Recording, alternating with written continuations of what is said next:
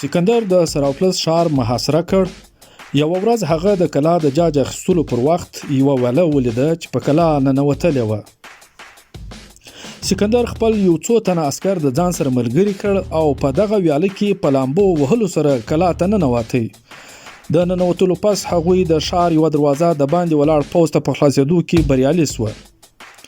وروسته په ښار کې چې څوک هم لیده هغه یې واژه. د ښار په 15,000 ساتونکو کې یې ډېری ووژل. په ښار کې موجود وروستی افغان د سر په بدل د سکندر مخ ته ودرېد.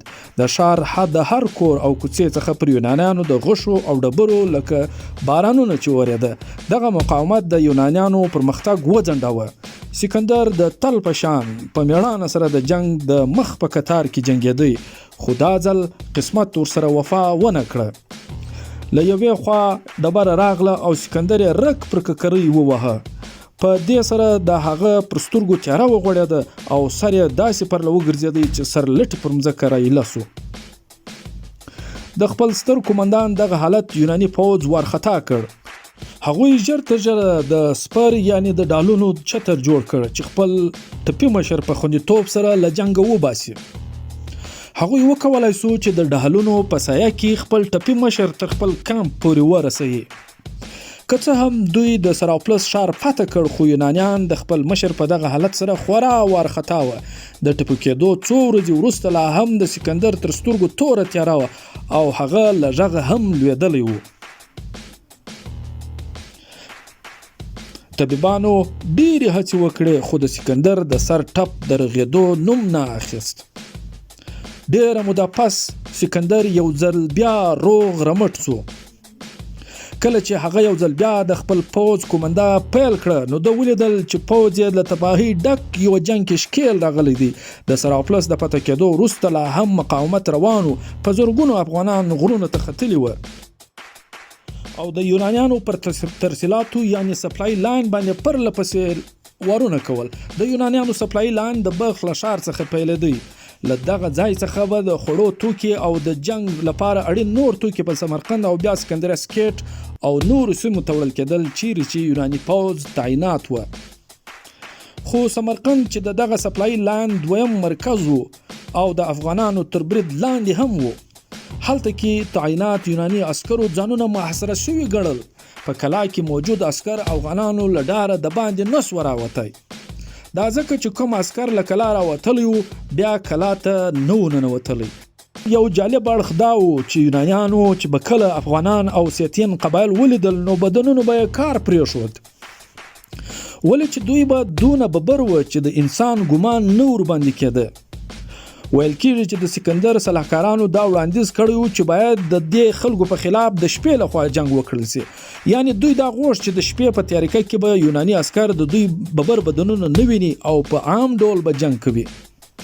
لنډه دا چې پر یوناني پوځ د افغانانو هیبت پرېوتلی و، ځکه نو د پوځ مورال ډېر ټیټ و.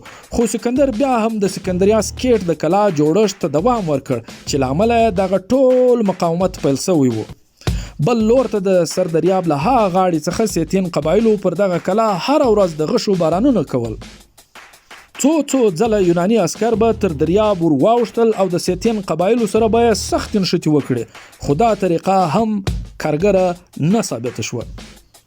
بیا یوه ورځ داسې وسوه چې افغانانو سکندر ته یو بل سخت ګزار ورکړ. افغانانو د سکندر د پوځ په یوه ډله چې شمېر یې 2360 وه یو خونړی برید ترسره کړ. ګڼ شمېر یوناني عسکر ووژل سول. د دې پوځي ډلې ټول مشران او د دوی سره ملګري 3 نور لوړ رتبه جنرالان هم ووژل سول. یوازې څو تنو عسکرو په ډېر بد حالت کې ځانونه تر سمرقند پورې ورسول. دا برید دونه خونړی و چې سکندر امر وکړ چې پاتې عسکر دې له نور پوځ څخه بیل وساتل سي.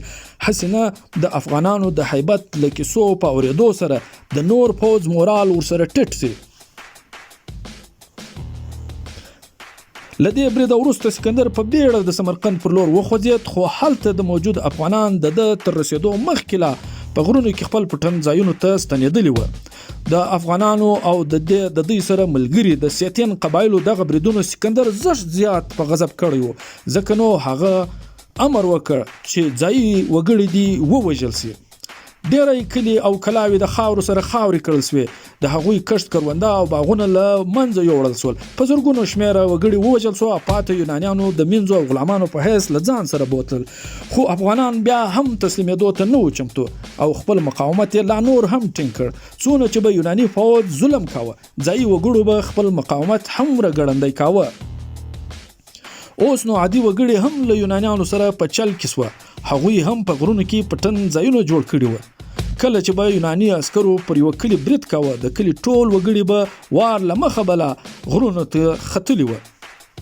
د دې جنگ لامله د شمالي افغانستان سیمې چې له دې مخکې د خوشحاله ژوندانه سمبول ګڼل کېدې او اوس نو د تباهي په سمبول اوښتې وې. خو بیا هم په جنگ کې شکیل یو اړخ هم تسلیمېدو ته آماده نه و. دغه حالت د سکندر لپاره یو لوی سرخوږی و، ولې چې هغه ژر تر ژره هندوستان ته ځان رسول غوښت. هسې هم هغه د هندوستان تر سرحداتو یعنی اباسین دریاب پورې را رسېدلی و، خو د افغانستان په لیک یې غبرګې پښې بندې وې.